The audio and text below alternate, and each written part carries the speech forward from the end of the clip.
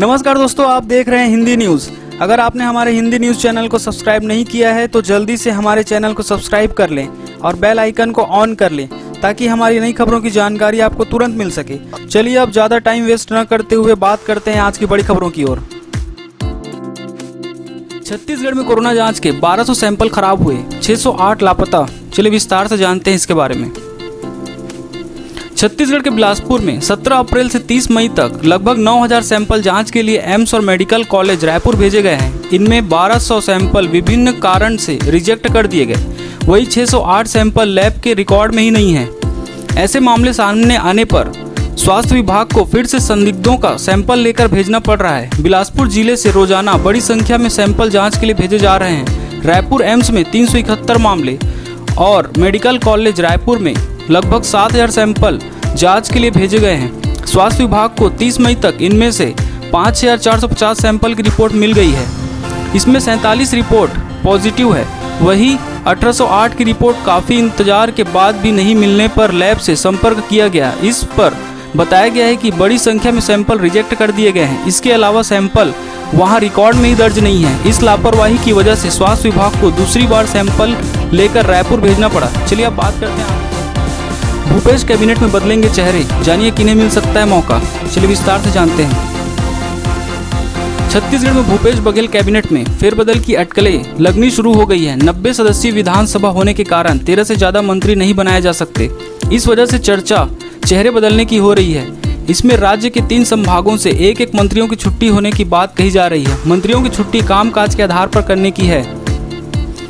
राज्य में कांग्रेस की सरकार बने करीब 18 महीने हो गए हैं। प्रदेश प्रभारी पीएल पुनिया ने मंत्रिमंडल के गठन के समय ही स्पष्ट किया था कि मंत्रियों के कामों की हर साल समीक्षा होगी। उन्होंने कहा था कि पूर्व राष्ट्रीय अध्यक्ष राहुल गांधी चाहते हैं कि मंत्रियों के कामों की समीक्षा कर मंत्रिमंडल में बदलाव किया जाए।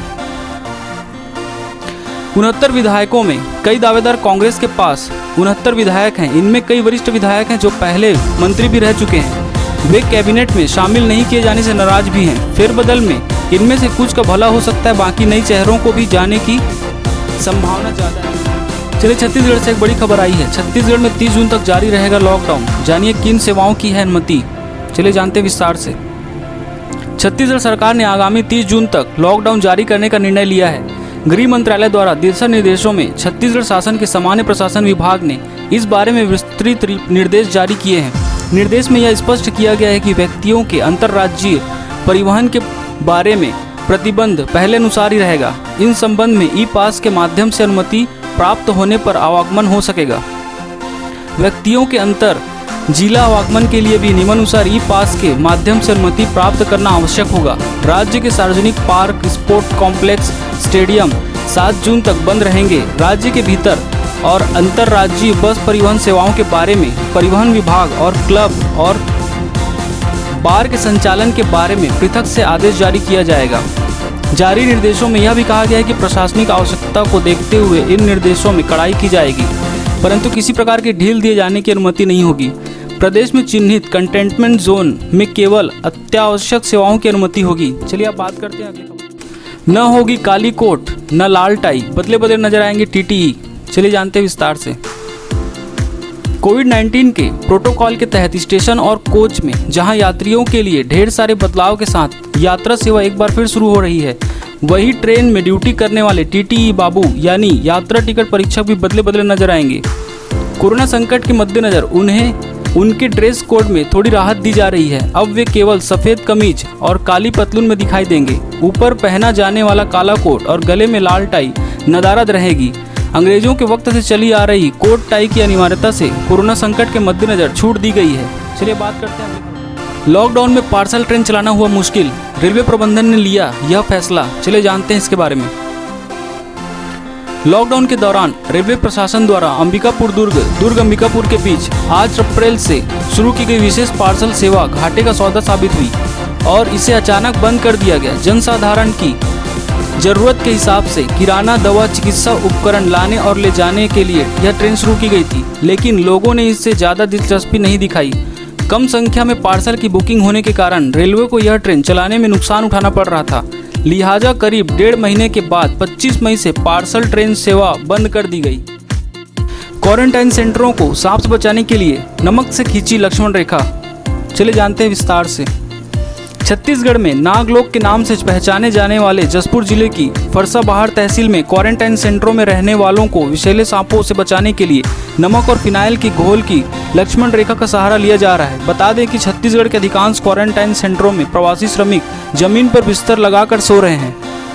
क्वारंटाइन सेंटरों में अब तक 16 मौतें हो चुकी है, जिसमें सांप काटने से सर्वाधिक 10 लोगों की मौत हुई है। फरसाबहार के डिप्टी कलेक्टर पोषक चौधरी ने बताया कि जांजगीर जिले के क्वारंटाइन सेंटर सांप के मामले से सर्वाधिक संवेदनशील है। तहसील में 50 क्वारंटाइन सेंटर बनाए गए हैं। इनमें से अधिकांश स्कूल और छात्रावासों के भवन हैं। छात्रावासों में बेड की व्यवस्था है, लेकिन प्राथमिक स्कूलों में कोई बेड नहीं है।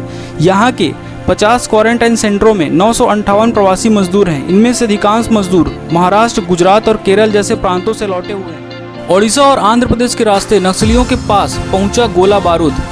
चलिए जानते हैं विस्तार से।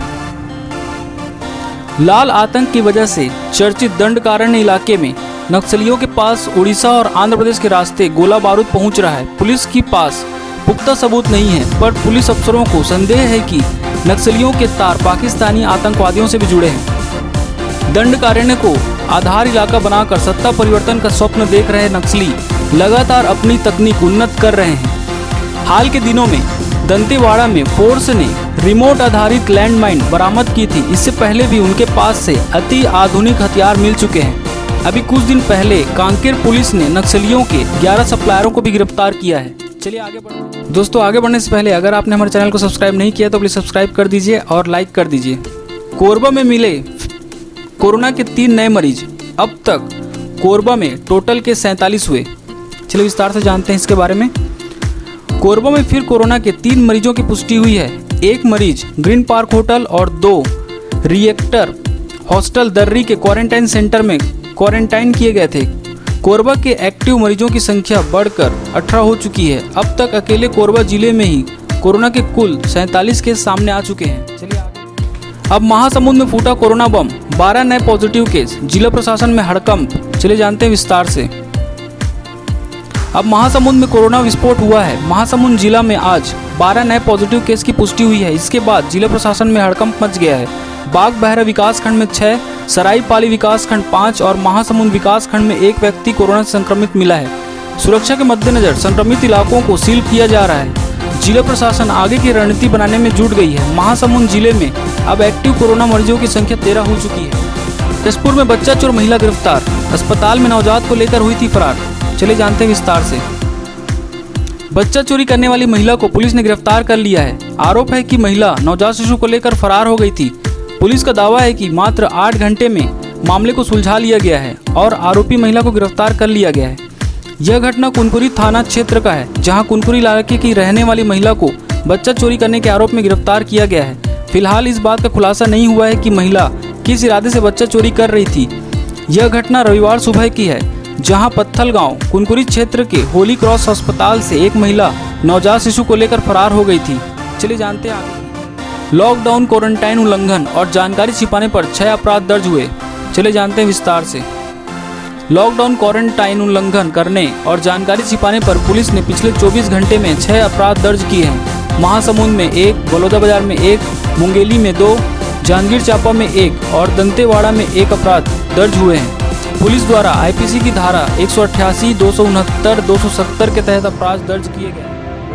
दोस्तों, अगर आपने हमारे चैनल को सब्सक्राइब नहीं किया है तो प्लीज़ सब्सक्राइब कर लीजिए और एक लाइक कर दीजिए। बस आज के लिए बस इतना ही खबरें दोस्तों। कल फिर मिलते हैं नई खबरों के साथ। धन्यवाद।